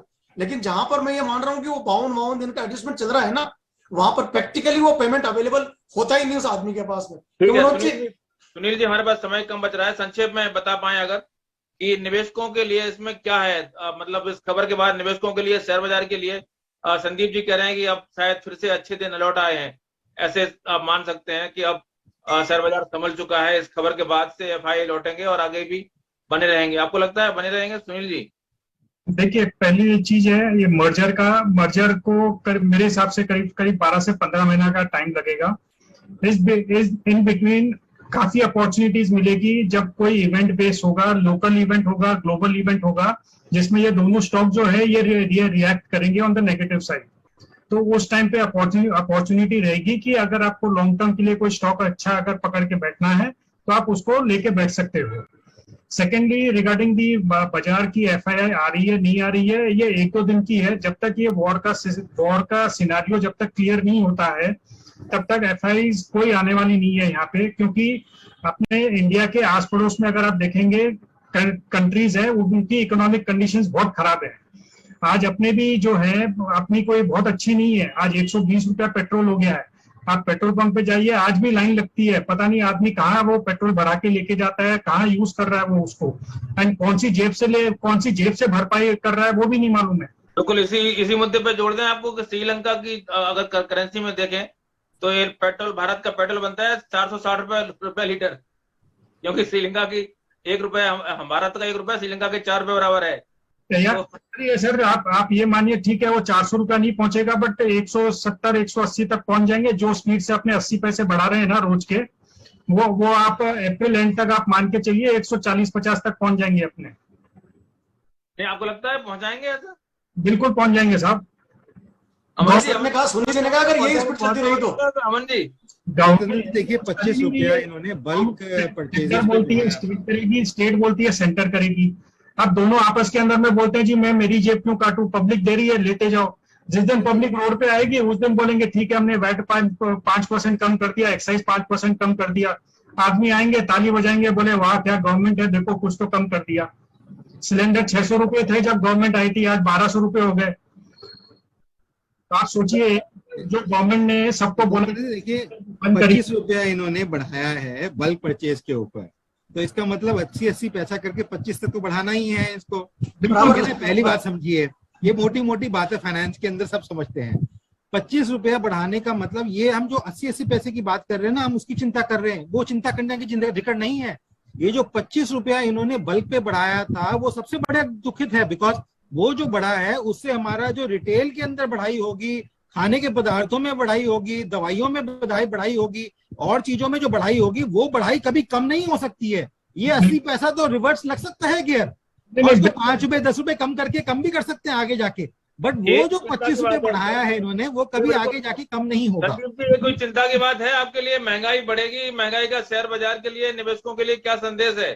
महंगाई तो बढ़ने वाली है और आपको शेयर बाजार में अच्छे दिन दिख रहे हैं। देखिए हर समय कोई ना कोई अपॉर्चुनिटी रहती है मार्केट में। अब मैं अगर ये पेट्रोल की प्राइस और इन सब की प्राइस बढ़ रही है तो मैं वो कंपनियां देखूंगा जहां पे इनका इंपैक्ट कम हो। मैं ओपीएम्स जहां पे हायर हो वहां काम दिमाग लगाऊंगा। मैं हो सकता है आईटी कंपनीज पे फोकस करूंगा, हो सकता है मैं फार्मा कंपनीज पे फोकस करूंगा। सो ऐसी कुछ भी नहीं है कि कोई भी टाइम पे आपको ढूंढना होता कहां ना कहां अपॉर्चुनिटीज, और बाकी यस इंपैक्ट पड़ेगा। बट मुझे संभव ऐसा लगता है कि थोड़ा सा हमने डिस्कशन को थोड़ा सा हेवायर और थोड़ा सा स्ट्रेच ज्यादा कर दिया। मुझे ऐसा लगता है कि उन चीजों की डिस्कशन नहीं होती तो ज्यादा बेहतर होता। बाकी हर चीज का इंपैक्ट है। बाकी मैं कोई ग्लोबल फेनोमेनन या मार्केट में क्या होना और क्या नहीं हो रहा है उससे बहुत फर्क नहीं पड़ता। अगर आप अपनी रिसर्च को और एनालिसिस को और स्टॉक्स पे और स्टॉक स्पेसिफिक रहे ज्यादा अच्छा है। अननेसेसरली बहुत ज्यादा मार्केट को जब प्रेडिक्ट करना चाहते हैं, मुझे नहीं लगता कि भगवान के अलावा कोई मार्केट को, और जो झूठा आदमी है उसके अलावा कोई मार्केट को प्रेडिक्ट कर झूठा आदमी आपने बोल दिया प्रेडिक्ट करने वाले को। संदीप जी आप लोग करेक्ट बोले। मैं ये बोलता हम स्टॉक्स के बारे में बोल सकते हैं कि हाँ मुझे ठीक लगता है वो लगता है, बट बाकी it is very difficult to predict and I think we should not try to predict markets. हम तो एक ये रिस्क रिवॉर्ड रेशियोज की बात कर सकते हैं। बैंकिंग इंडस्ट्री के लिए आपको कैसा लग रहा है मर्जर संदीप जी? ये बेहतरीन है, ये बेहतरीन मर्जर है। इससे पूरे एनबीएफसी सेक्टर में माहौल ठीक हो रहा है और मुझे लगता है कि ऐसे और क्यों ठीक हो रहा है? कारण इससे कंसोलिडेशन होगा और भी एग्जाम्पल सेट होते हैं। पहले यही चीज को आईडीबीआई ने आईसीआईसीआई ने किया था। आईसीआईसीआई बैंक और आईसीआईसीआई लिमिटेड का रिवर्स मर्जर हुआ था, उसके बाद ये हो रहा है। और मुझे लगता है कि ऐसे और भी कुछ कंसोलिडेशन या कुछ ना कुछ इनऑर्गेनिक एक्विजिशंस वगैरह होंगे। सो कंपटीशन जब अच्छा होता है तो कंज्यूमर्स के लिए बढ़िया है। मोनोपोली बढ़ जाएगी, बैंक की मोनोपोली बढ़ जाएगी नहीं, क्या? ऐसा कुछ नहीं है, ऐसा कुछ नहीं है। एचडीएफसी और एचडीएफसी लिमिटेड आने से मोनोपोली बढ़ जाएगी, ऐसा बिल्कुल भी नहीं लगता मुझे। आईसीआईसीआई बैंक बहुत बड़ा पावर हाउस है जो कि अपने आप में खड़ा हो रहा है। मुझे भी अगर कोई आदमी 5 दिन पहले पूछता था तो मैं 2 स्टॉक के बारे में बात करता था कि buy HDFC limited and in banks please buy ICICI bank. मुझे संभव ऐसा लगता है कि आईसीआईसीआई बैंक बहुत जबरदस्त तरीके से इनके ऊपर भारी पड़ने वाला पड़ रहा था और ये मर्जर को इन्होंने बहुत एग्रेसिवली किया, जो कि हो सकता है कि थोड़ा और पोस्टपोन भी हो सकता था, और ये काफी हद तक राइट टाइम था जिस टाइम पे ये लोग करके शायद इनको प्रॉपर बेनिफिट और सिनर्जी का बेनिफिट मिलेगा। जी मनोज जी कुछ कह रहे हैं, आप बताएं। मैं ये एक पॉइंट कहना चाह रहा था, कंपटीशन पॉइंट ऑफ व्यू से बैंक्स का एक दूसरे से कंपटीशन का डर इतना नहीं है बैंक्स को, जितना बैंक्स को डर है गूगल और बिग टेक कंपनीज से। तो ये जो मर्जर्स हो रहे हैं इसका मेन तो नहीं, लेकिन एक मेन पर्पस ये है कि एक अंदर की ताकत ऑर्गेनाइजेशन की बढ़ जाए ताकि आगे जाके गूगल या एप्पल या ऐसी किसी कंपनी से कंपटीशन करना पड़े या अमेजोन से, तो वो क्षमता चाहिए अंदर। नहीं, इनसे किस तरह से आपको डर लग रहा है इनको आईटी कंपनियों से? क्योंकि कस्टमर आजकल हर चीज के लिए पहले गूगल के पास जाता है, अमेजोन के पास जाता है, कल जाके वो होम लोन के लिए भी अमेजोन के पास जाएगा, वो कार लोन के लिए, सेविंग्स अकाउंट के लिए, हर चीज के लिए। क्यों ना मैं पेटीएम या गूगल या एप्पल वहां पर देखूं। तो उस तरह से बैंक को डर है, क्योंकि अगर फिर अमेजोन उस कस्टमर को डायरेक्ट करता है किसी पर्टिकुलर बैंक की तरफ, तो एचडीएफसी या किसी भी बैंक अपना डायरेक्ट कनेक्शन कस्टमर से कम होता जा रहा है। नहीं सर, वो तो नहीं कर पाएगा सर, तो लाइसेंस चाहिए उसके लिए अमेजोन को। लाइसेंस की बात नहीं है, वो कस्टमर, ये लोग कस्टमर के पीछे पड़े हुए हैं ना। ये बड़ी कंपनी है, इनके पास इतना डेटा है और इतना टेक्नोलॉजी है कि कस्टमर को मतलब 100% घेर लिया है। अभी आपको अमेजोन नहीं यूज करना है या आपको गूगल नहीं यूज करना, आपको बहुत दिमाग और मेहनत करनी पड़ेगी कि मैं गूगल यूज नहीं करूं। स्वतंत्र जी, 2-3 चीजें हैं। एक तो जैसे देखिए देश के लिए देखें तो देश के पॉइंट ऑफ व्यू से तो ये मर्जर एक स्ट्रेंथ फाइनेंशियल इंडस्ट्री के लिए क्रिएट कर रहा है। कंज्यूमर के पॉइंट ऑफ व्यू से अगर आप देखते हैं तो ये बहुत खराब है, बिकॉज कंज्यूमर तब खुश होता है जब कंपटीशन बढ़ता है, इसीलिए कंपटीशन कमीशन क्रिएट की जाती है। और जब भी इस टाइप के मर्जर होते हैं, बड़ी कंपनियों के मर्जर होते हैं, इनफैक्ट यूएसए में तो एंटी ट्रस्ट लॉज हैं जो कंपटीशन कमीशन के अगेंस्ट हैं। और एंटी ट्रस्ट लॉज कहते हैं, आपने सुना होगा माइक्रोसॉफ्ट को भी उन्होंने, गूगल के अगेंस्ट भी उन्होंने वर्डिक्ट दिए हैं जहाँ पे उनको ब्रेकअप करने की बात करी है उनको। और वो ब्रेकअप इसीलिए किया जाता है कि ताकि कस्टमर जो होता है, कंज्यूमर जो होता है, बेनिफिट कर सके। तो इस टाइप का मर्जर जब होता है, इतना मेजर मर्जर, मेगा मर्जर, उसके अंदर बेनिफिट नहीं होता। अगर हम एचडीएफसी की होल्डिंग्स को ही देखें, एचडीएफसी की होल्डिंग्स में एचडीएफसी बैंक है, एचडीएफसी स्टैंडर्ड लाइफ है, एचडीएफसी अर्गो जनरल इंश्योरेंस है, एचडीएफसी एसेट मैनेजमेंट कंपनी है, ग्रुप फाइनेंस के नाम से है, एचडीएफसी वेंचर फाइनेंस है, एचडीएफसी रेड है, HDFC sales private limited, Credila finance services, उसके अलावा भी कुछ और छोटी छोटी होल्डिंग्स हैं। अब आप सोचिए, जब ये एचडीएफसी जो इन सबको होल्ड कर रहा है, बैंक को भी होल्ड कर रहा है, वो एचडीएफसी के अंदर जाके मर्ज कर रहा है, तो इसका मतलब ये जो फंक्शन थे एचडीएफसी बैंक के वो खत्म करके इनको कोलैबोरेट करेंगे वो। तो एक तरीके से जितने भी हैं वो प्रॉपर्टीज में भी है, रियल एस्टेट में भी है, बिकॉज एनबीएफसी थी वो, तो वो सारे जो फंक्शंस हैं कंसोलिडेट हो रहे हैं एक तरीके से एक जगह पे जाके। तो जब वो इतना पावर एक जगह इकट्ठी हो रही है तो किसी भी कंज्यूमर के लिए, कस्टमर के लिए बहुत रिस्की रहता है। और अगर गवर्नमेंट किसी भी तरीके से उसको इनडायरेक्टली होल्ड नहीं करती है तो इस टाइप की इंस्टीट्यूशंस गवर्नमेंट के लिए भी रिस्की रहती हैं। और हमने ये चिली जैसी कंट्री के अंदर देखा, जब वहां पे एक आ गया कि आप बैंक्स को, फॉरेन बैंक्स को अलाउ कर दिया जाए खरीदने के लिए, तो जब वहां पे क्राइसिस आया, जैसे श्रीलंका में आ रहा है, तो वहां पे इन्हीं बैंकों ने कहा कि जी हमारा पोर्टफोलियो तो, वर्ल्ड पोर्टफोलियो तो चिली की इकोनॉमी से 10 गुना है, तो अगर हम चिली के अपने बैंक को बंद भी कर दें तो कोई फर्क नहीं पड़ेगा, हम तो बाहर आराम से निकल जाएंगे, तो थोड़ा बहुत लॉस होगा भी कर लेंगे। पर चिली सब संभाल नहीं सकता था इस चीज को। तो इसलिए इवन सरकारों के लिए, अगर सरकार उसको इनडायरेक्टली होल्ड नहीं, इसीलिए मैंने आपको शुरू में कहा कि जो इनकी होल्डिंग पैटर्न्स है वो स्टडी करना बहुत जरूरी है, बिकॉज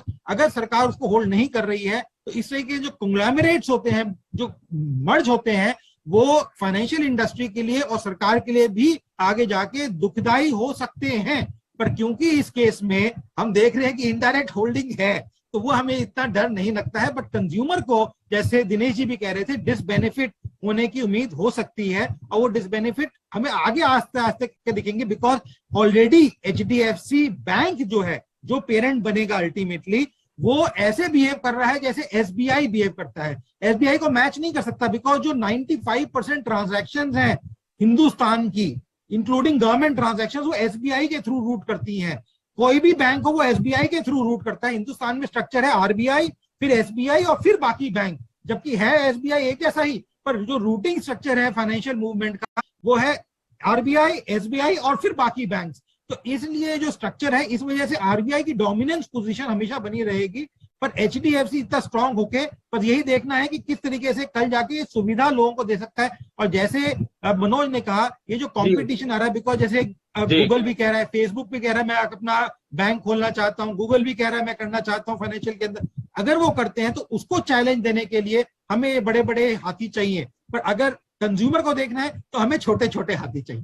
यहाँ पर सर अमन जी ने बिल्कुल सही बोला सर, पूरा जूट चाहिए हमें। अमन जी जो बोल रहे हैं ना कि कस्टमर के लिए तो उसकी जो फैसिलिटी है ना वही इंपॉर्टेंट है। सामने वाला वो जितना बड़ा होता जाएगा उतना ही वो भारी होगा, जितना वो भारी होगा उसकी फैसिलिटी कम होगी, क्योंकि उसको लगेगा कि मेरे पास तो संबंध है ग्राहक का। और सर ये हकीकत है, आज भी एचडीएफसी के पास नंबर ऑफ फाइल इतनी है कि वो चाहकर भी उनको संभाल नहीं पाता है। जितना ज्यादा फ्लो होगा उतना ही वो सर्विस कम दे पाएगा, उतनी ही। बस फर्क यही हो रहा है सर कि जो कंपटीशन की हम बात कर रहे हैं कि एक बार आपने उसको कुछ भी देके ले लिया और उसके बाद वो सर्विसेज आपकी लगातार मेंटेन रहे। और जो अमन जी ने एक चीज हो गई सर, ये एसबीआई वाली कहानी सर, आज भी हर कस्टमर की पहली पसंद किसी भी कीमत पे एसबीआई होता है कि अगर वहां से मिल जाए ना तो मुझे प्लीज सही है। लेकिन मैं आपसे पूछ रहा हूँ कि मान लीजिए मुकेश जी सिर्फ एचडीएफसी की बात करें, एचडीएफसी अब आगे कितना चढ़ने वाला है, संक्षेप में बता सकें। लास्ट सवाल, एचडीएफसी इसके बाद आगे चढ़ेगा, दोनों एचडीएफसी लिमिटेड और एचडीएफसी, या फिर ये अपने पीक पे हैं? निश्चित रूप से आगे बढ़ेगा। जब भी कोई टेक्निकल करेक्शन आओ आए तो उस वक्त एचडीएफसी में जरूर इन्वेस्टमेंट करना चाहिए। बिल्कुल। तो फिलहाल और इस मर्जर ने, स्वतंत्र जी, इस मर्जर ने बैंकिंग इंडस्ट्री में एक नया रास्ता खोल दिया है। मर्जर का एक नया रास्ता खोल दिया है। इसको देख के आईसीआईसीआई हो, चाहे कोटक बैंक हो, चाहे स्टेट बैंक हो, उन सबको इस तरफ सोचना पड़ेगा, क्योंकि सबके पास लिस्टेड दूसरी कंपनी है। हाँ सर, एक्सिस में एक्सिस फाइनेंस है और आपको इसके पास में एक्सिस के पास में एक्सिस फाइनेंस है। इन दोनों के पास में तो है, आईसीआईसीआई में एचएफसी भी है और आईसीआई प्रूडेंशियल, कई सारी कंपनियां आईसीआई की भी। आईसीआईसीआई ऑलरेडी कर चुकी है सारा काम। ICICI was the first to do this. नहीं सर, एचएफसी अलग है सर, अभी भी आईसीआईसीआई नहीं, होम लोन शायद इसी से ही देते हैं लोग, जहां तक मुझे ध्यान है। नहीं सर, दोनों काम करते हैं सर, ये दोनों काम कर रहे हैं। एचएफसी में एचएल भी दे रहे हैं और ले भी दे रहे हैं। ये जो सेग्रीगेशन था एचडीएफसी लिमिटेड का और बैंक का, ये सिर्फ यूनिक था यहीं पर ही, और कहीं पर भी नहीं है फिलहाल। इससे सबसे बड़ा फायदा होने वाला है कि सरकार एसबीआई को और मजबूत करेगी। तो आईसीआईसीआई बैंक, एसबीआई और एचडीएफसी कंबाइंड, इन तीनों में एक बढ़िया वो रहेगा। और देखिए वर्ल्ड ओवर भी ऐसा नहीं है कि इतनी सारी बैंकें रहें और 10, 12, 15, 20 बैंकें रहेंगी, ऐसा ही लगता है कि प्राइवेट सेक्टर और पब्लिक सेक्टर में रहेंगे ऐसे इंडिया में। तो संजय जी संक्षेप में एक, हाँ या तो नो, सॉरी, शेयर बाजार के अच्छे दिन फिर से लौटा है? हाँ बिल्कुल बिल्कुल बिल्कुल, शेयर बाजार के अच्छे ही दिन थे, लौटने की बात ही नहीं है। शेयर बाजार के दिन अच्छे ही थे, अच्छे हैं और अच्छे बहुत ज्यादा रहेंगे। I am very bullish on the India story. चलिए बिल्कुल, फिलहाल इस वक्त में इतना है जी। मुकेश जी संक्षेप में एक लाइन में, मुकेश जी बोले। मैं ये कह रहा था, सुनील जी कह रहे थे एफआईज के लिए डाउटफुल थे, इंडिया के लिए। साउथ एशिया में सब जगह शांति है। अगर एशिया में एफआईज को आना है तो इंडिया को इग्नोर नहीं कर सकते, इंडिया में उनको इन्वेस्टमेंट करना ही पड़ेगा। मैं सुनील जी से कहना चाह रहा हूँ ये बात। चलिए होपफुल अगर ऐसा कुछ हो जाए, बट जिस हिसाब से काम हो रहा है उस हिसाब से नहीं है यहाँ पे, क्योंकि मेरे पास में कुछ ऐसे केसेस आए हैं जो 2 साल से बेचारे जो है वो एक सोच के एक एंटरप्रेन्योर बनने की कोशिश कर रहे थे। 2 साल हो गए हैं, वो फाइल के खाली एफ हुई है, बाकी के INE तो पता ही नहीं है अभी तक उनको। तो अब वो बैक टू पेविलियन आ गए हैं। वो बोले कि साहब मैं, मेरा जो है ट्रेडर हूँ, मैं ट्रेडर ही अच्छा हूँ। मैंने एक बहुत गलत किया जो मैं मतलब doing business, ease of doing business के अंदर में मैंने जाके इन्वेस्टमेंट किया है। कोई वॉयलेशन करके काम करना चाह रहे होंगे वो। सर 100% पूरा पुख्ता काम है। फिलहाल चर्चा में इतना ही। हमने देखा कि एचडीएफसी और लिमिटेड और बैंक के मर्जर से काफी कुछ बाजार में एक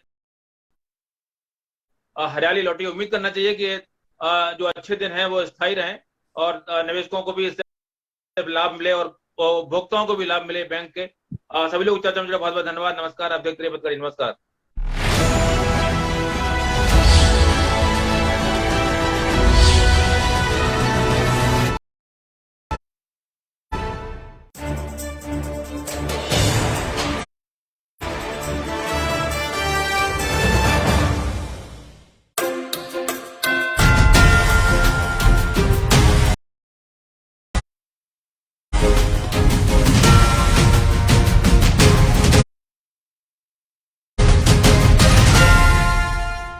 नमस्कार, पत्रिका प्राइम टाइम में आपका स्वागत है। मैं हूं अभिषेक। भारत का पड़ोसी देश है श्रीलंका और हमारे उसके साथ बहुत प्राचीन कालीन हम कह सकते हैं संबंध हैं। रामायण से भी उनका कनेक्शन जुड़ता है। इस समय जो वहां से खबरें आ रही हैं वह बहुत ही हैरत अंगेज हैं। एक समय में हमसे यानी भारत से शिक्षा और स्वास्थ्य जैसे विकास मानदंडों में आगे रहने वाला देश, प्रति व्यक्ति आय के मामले में हमारी तुलना में, भारत की तुलना में दोगुनी आय वाला देश, उसकी अर्थव्यवस्था या पूरा देश कहें इस समय बर्बाद हो चुका है। ऐसा क्यों हुआ? मानव विकास सूचकांक में वह हमसे आगे था और 90 से 95% लोग वहां पढ़े लिखे हैं। यानी भारत की स्थिति के अनुसार देखें तो सिर्फ केरल ही टक्कर ले सकता है श्रीलंका से। फिर ऐसा क्यों हुआ? स्वास्थ्य सेवाएं जो है वहां की बहुत बेहतर, जलवायु भी वहां की बेहतर, तो अकाल जैसी चीजें उनके यहां कम दिखी। इसके बावजूद श्रीलंका में आज स्थिति यह है कि रोजमर्रा की चीजें भी नहीं मिल रही हैं और वो भी 10-12 गुना ज्यादा दाम पर मिल रही हैं। पेट्रोल नहीं, डीजल नहीं, बिजली नहीं, केरोसिन ऑयल भी आप समझिए कि क्या भाव है। खाने का तेल जो है वो भी 1800 रुपए लीटर और जो श्रीलंकाई रुपीज है, रुपया है, वह अमेरिकन डॉलर के मुकाबले 300 का भाव है अधिकृत और 400 रुपए में $1 यह ब्लैक मार्केट में है। यह स्थिति है। तो आज हम समझेंगे इस बात को कि श्रीलंका इस स्थिति में कैसे पहुंच गया और श्रीलंका से हमारा देश यानी हम क्या सबक ले सकते हैं, क्योंकि भारत के कई राज्य श्रीलंका की कगार पर हैं, श्रीलंका वाली दिशा में हैं, जिसमें पंजाब सबसे आगे है और राजस्थान उसके पीछे चल रहा है। राजस्थान का जो कर्जा है वह कुल GSDP का 39% से भी आगे निकल चुका है। यानी जो GDP जो है उससे 20% से ज्यादा कर्जा नहीं होना चाहिए, वह लगभग दुगने की तरफ पहुंच रहा है और जो कुल कर्जा है वह 5,31,000 करोड़ का कर्जा राजस्थान सरकार ले चुकी है। कर्जा सीधी सी बात है कि आपकी राजस्व प्राप्तियां क्या हैं, आपके खर्चे क्या हैं, इसके बीच में जो अंतर बचता है, आपको खर्चे के लिए फिर पैसा चाहिए होता है, वो आप कर्जा लेते हैं। श्रीलंका से क्या गलती हुई? उन्होंने टैक्स घटाया, यानी टैक्स लेना ही बंद कर दिया। आमदनी पर भी टैक्स नहीं ले रहे थे, वो खर्चे पर भी टैक्स नहीं ले रहे थे। वेट भी उन्होंने 15 से 8% कर दिया और जो आयकर था वो 5 लाख तक आयकर मुक्त उनके यहां आय थी, उसको उन्होंने 30 लाख तक कर दिया। ऐसी मांग हमारे यहां भी होती है। और हमारे यहां एक चीज और है कि जो राजनीतिक पार्टियां हैं वह चुनाव में सब कुछ फ्री देने का वादा कर रही हैं इन दिनों, और बहुत सारी पार्टियां तो दावा भी कर रही हैं कि वो दे रही हैं, मगर ये कभी नहीं बताती कि यह सब फ्री आ कहां से रहा है, इसके लिए पैसा कहां से आ रहा है। स्वाभाविक है कि हम कहीं ना कहीं श्रीलंका तो नहीं बनेंगे, लेकिन श्रीलंका वाली राह पर तो हैं। यदि वक्त रहते नहीं चेते तो ये सब चीजें हमारे सामने भी आ सकती हैं। तो आज हम इस चीज को समझेंगे और हम अपने मेहमानों से आपका परिचय कराएं। उससे पहले आपको ही दिखाते हैं रिपोर्ट।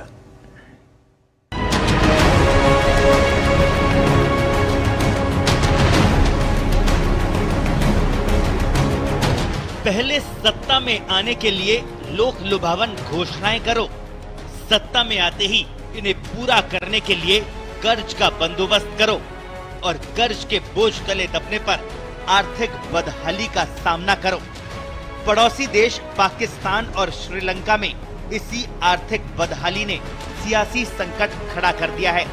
विदेशी मदद में कमी ने पहले ही पाकिस्तान की कमर तोड़ रखी थी और अब वो जिस मुकाम पर पहुंच गया है उस पर अराजकता के हालात बन गए हैं। वहीं श्रीलंका में महंगाई के तांडव ने हालात और भयावह कर दिए हैं। यूं तो इस तरह की आर्थिक बदहाली के दूसरे कारण भी होते हैं, लेकिन कर्ज लेकर घी पीने के चारवाक के सिद्धांत पर चलने की दुष्प्रवृत्ति को आर्थिक जानकार ऐसे हालात के लिए ज्यादा जिम्मेदार ठहराते हैं। ये बात सही है कि कल्याणकारी सरकारों से कुछ क्षेत्रों में जनता को मुफ्त या रियायती दर पर सुविधाएं देने की अपेक्षा की जाती है। हर बार केंद्र से लेकर राज्य सरकारें तक सत्ता में आने पर किए गए चुनावी वादों को पूरा करने के लिए कर्ज लेती भी है। सवाल कई बार ये भी उठता है कि सरकार जब पूंजीपतियों को रियायतें देती है तो कोई सवाल नहीं उठाता, लेकिन समाज के जरूरतमंद लोगों को राहत देने के मामले में हल्ला ज्यादा होता है। ये सवाल अपनी जगह सही है, लेकिन बड़ा सवाल ये भी है कि मुफ्त और रियायती बिजली, पानी और शिक्षा, चिकित्सा सेवाएं क्या निम्न और उच्च वर्ग सभी को दी जानी चाहिए? आर्थिक मामलों पर नजर रखने वाले जरूर इसे अनुचित बताएंगे कि जो सक्षम हैं उनको भी मुफ्त योजनाओं का लाभ दिया जाए। शायद यही वजह है कि पिछले दिनों प्रधानमंत्री नरेंद्र मोदी के साथ हुई एक बैठक में देश के शीर्ष नौकरशाहों ने सरकारों की मुफ्त योजनाओं पर सवाल उठाया। साथ ही ये भी आगाह किया कि चुनाव के दौरान किए गए लोक लुभावन वादों के कारण देश के कुछ राज्यों की स्थिति श्रीलंका और ग्रीस जैसी हो सकती है।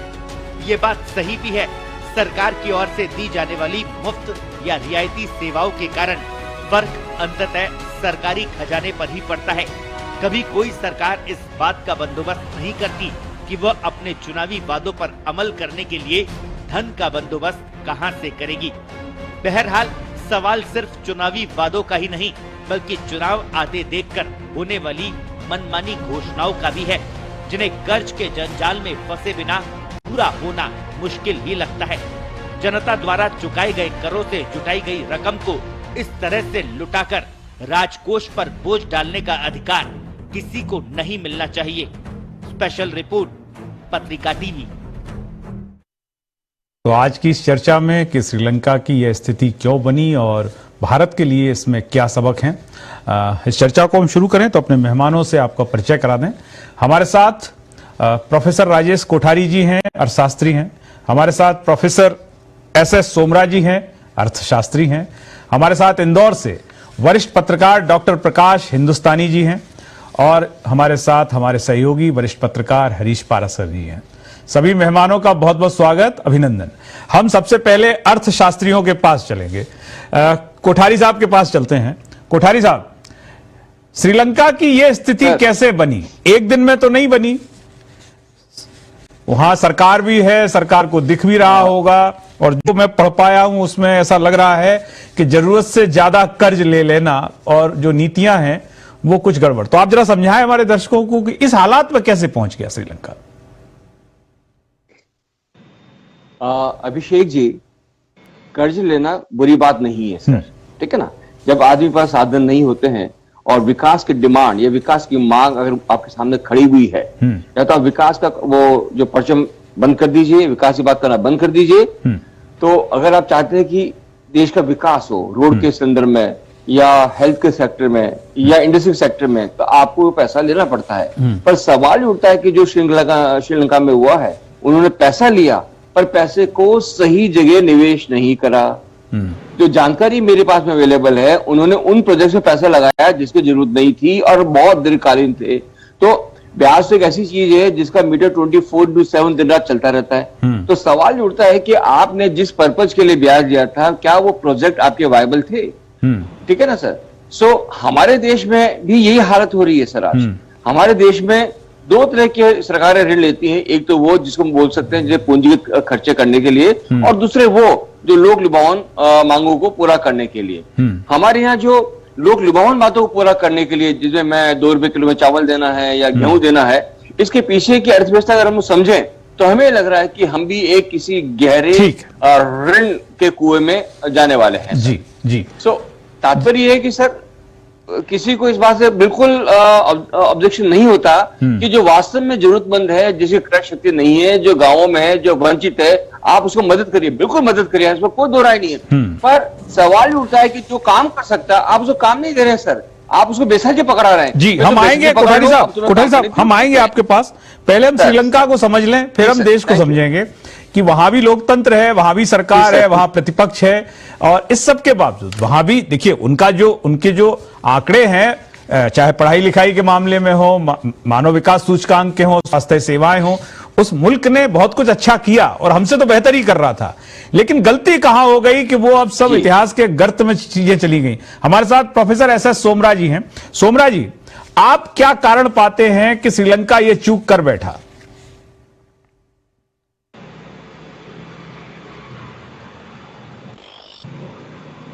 हाँ अभिषेक जी, मैं इसमें बताना चाहूंगा, जैसा अभी सर बता रहे थे, कोठारी जी बिल्कुल सही बात है।